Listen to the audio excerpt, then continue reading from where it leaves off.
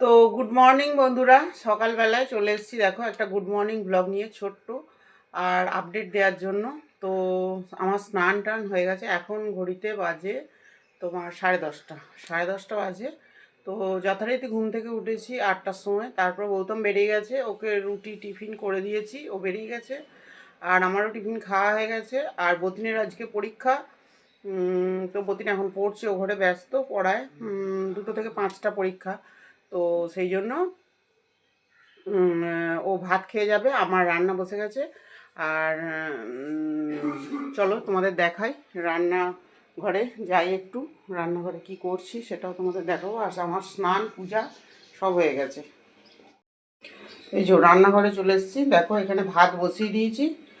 আর এখানে মাছের ঝোল হবে, মাছ আছে।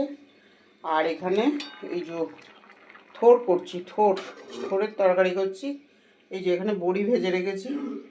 তো চলো, আপাতত টিফিন খাওয়া গেছে, দেখো প্রচুর বাসন টাসন পড়ে আছে। এখানে পড়ছে এখন পরীক্ষা ওর। তো চলো ও পড়ুক। তো এইটুকু আপডেট আপাতত দিয়ে দিলাম, তারপরে পরে বড় ব্লগ নিয়ে আসছি। তো আজকের মতো টাটা।